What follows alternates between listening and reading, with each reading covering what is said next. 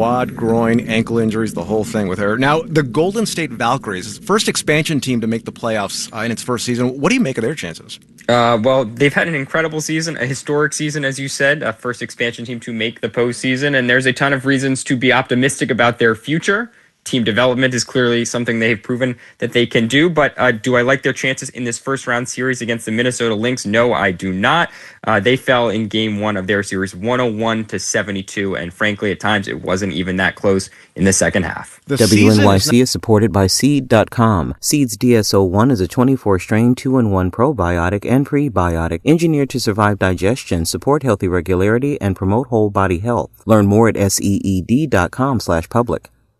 The second half of the year, Angel Reese of the Chicago Sky also missing chunks of the year. Brianna Stewart, as I said, missing time this year. Other stars, too. Injuries for star players is one of the prevailing themes throughout the year. There were also just kind of weird things that happened. And I don't know if you tracked the story involving sex toys being thrown on WNBA courts. There's also a little bit of controversy as it relates to a potential sale of the Connecticut Sun and where they go. And there's also this kind of looming CBA negotiation. And so there's just a lot going on. I guess the good thing, though, is the basketball's been good. They've still set tons of record ratings. Attendance is up. Merch sales are up. So a positive year in the W, but a weird one at the same time. Ben Pickman covers the WNBA for The Athletic. Ben, thanks. Thanks a lot for having me. This is Morning Edition from NPR News. I'm Ian Martinez. And I'm Michelle Martin.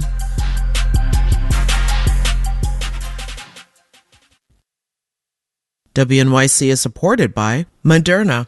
Moderna's mNEXSpike COVID-19 vaccine, mRNA, is now available.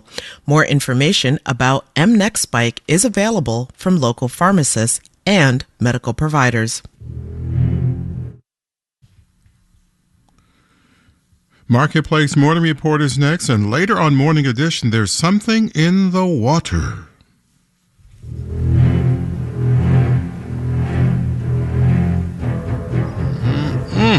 The Academy Museum of Motion Pictures has opened a new exhibit marking the 50th anniversary of Jaws. Coming up, director Steven Spielberg discusses the exhibit and the film that nearly challenged his sanity and destroyed his career. That's next hour right here on Morning Edition on WNYC. 68 and partly sunny now, mostly sunny, and 79 for a high today. We have 34th Street, Hudson Yards bound 7 trains running with delays.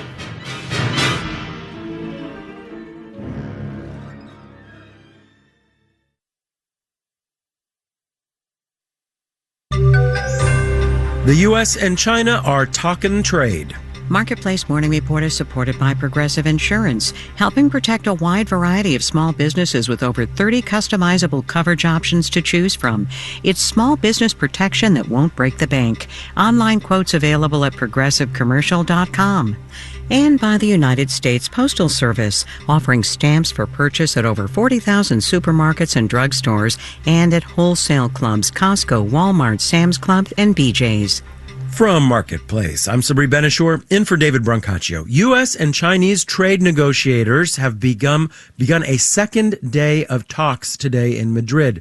Tariffs, obviously, are on the agenda, and so is the fate of TikTok, as Marketplace's Nancy Marshall-Genzer reports. Treasury Secretary Scott Bessent and U.S. Trade Representative Jamieson Greer are leading the American delegation to the talks. In a statement, the Treasury Department says they'll discuss key national security, economic, and trade issues of mutual interest, including TikTok. TikTok faces a deadline this week to find a new owner that's not Chinese or be banned in the U.S. The latest tariff truce between Washington and Beijing expires in November.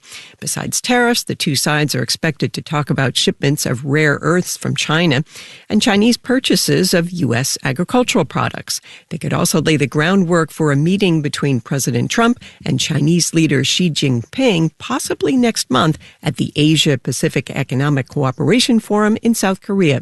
I'm Nancy Marshall-Genzer for Marketplace. And just as those latest trade talks got going, China's market regulator found U.S. chip giant NVIDIA had violated Chinese anti-monopoly law. It did not elaborate on how exactly NVIDIA would have done that, but it is another piece of leverage as the U.S. and China continue negotiating. All right, let's check the numbers. Dow, Nasdaq, and S&P futures are all up in the 1 to 0.2% range, with the Dow futures up 78 points. The yield on the 10-year Treasury is 4.07%. Consumers are the engine of this economy, and tomorrow we will get government data on just how consumey they have been feeling recently. We're talking about the level of retail sales in the country. But we already have some clues from private sector data on how that is going to go. The National Retail Federation released numbers on Friday showing that retail sales rose 0.5% in August and were up almost 7% year over year. And that is pretty good news in this economy. Marketplace's Samantha Fields has more. If you just look at how much people are spending on all sorts of things, you'd never guess how worried many of them are over tariffs, rising inflation, and a slowing job market. Consumer spending continues to surprise to the upside. Ted Rossman at Bankrate says over and over again since the pandemic began and inflation spiked, economists have been expecting consumer spending to drop, and it just hasn't. I continue to be curious about how long can this last. Some of the increased spending people are doing is because they have to and because things cost more, he says. But some is because they want to go out to eat or travel. Charles Lieberman at Advisors Capital Management says the important thing is that they're buying something.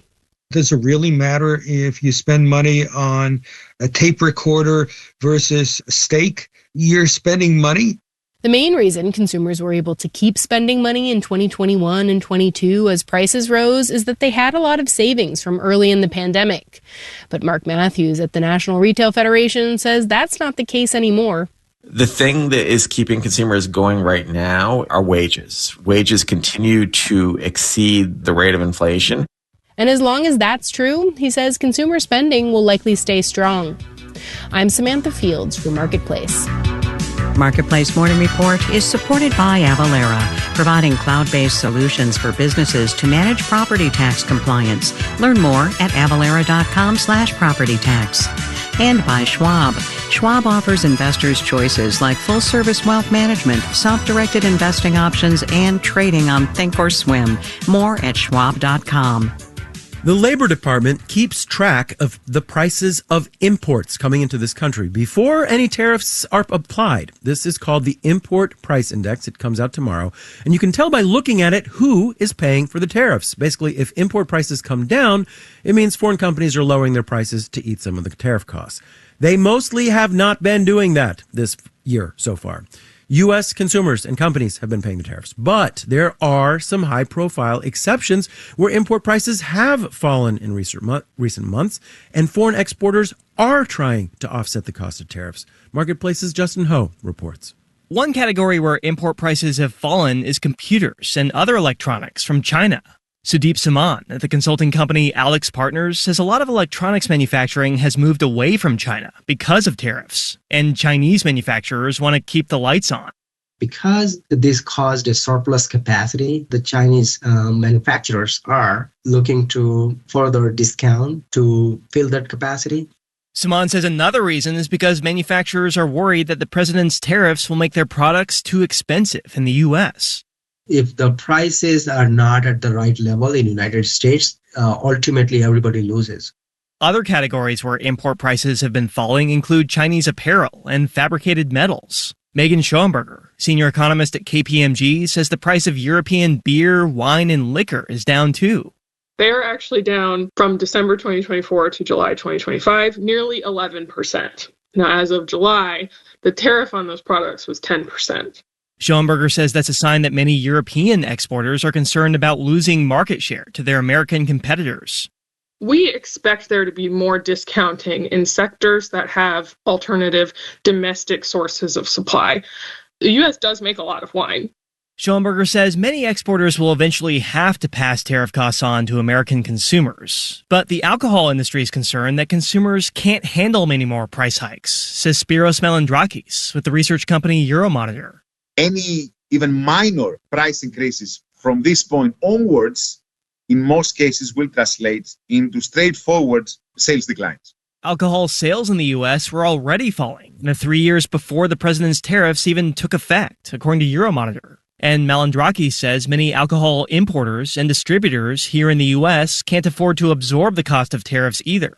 adding more costs on that already difficult operating environment, some of them will inevitably go under and go bankrupt. And that possibility could be what's pushing alcohol exporters in Europe to keep their prices down. I'm Justin Ho for Marketplace. And in New York, I'm Sabri Benishore with the Marketplace Morning Report.